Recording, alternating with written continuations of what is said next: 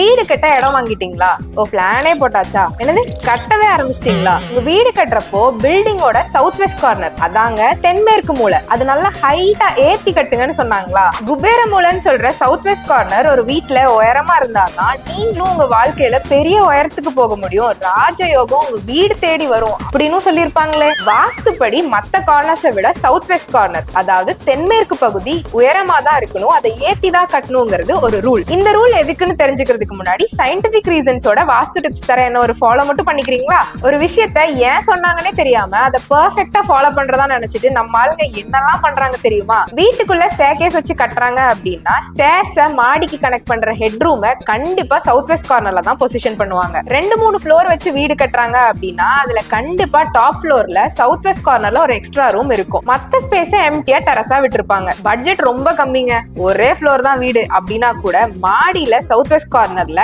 கான்கிரீட்டை போட்டு ஒரு தண்ணி டேங்க் ஆச்சு கட்டி வச்சிருப்பாங்க. இதெல்லாம் என்ன பிரமாதம்! சவுத் வெஸ்ட் கார்னர் ஹைட்டா இருக்கணுங்கிற ஒரே ரீசனுக்காக ரெடிமேடா ஒரு சின்டெக்ஸ் டேங்கை வாங்கி குபேர மூலையில வச்சு அதை ஹைட் ஆக்குவாங்க பாருங்க. ஆனா ஏன் இதெல்லாம் பண்றாங்க? இதுக்கு பின்னாடி இருக்க சயின்ஸ் டிகோட் பண்ணிடலாமா? இந்த வீடியோல பார்ட் 2ல. அப்போ பார்ட் 2 எவ்வளவு நேரத்துல வரும்? நேரமா அது 4-5 நாள் ஆகுங்க.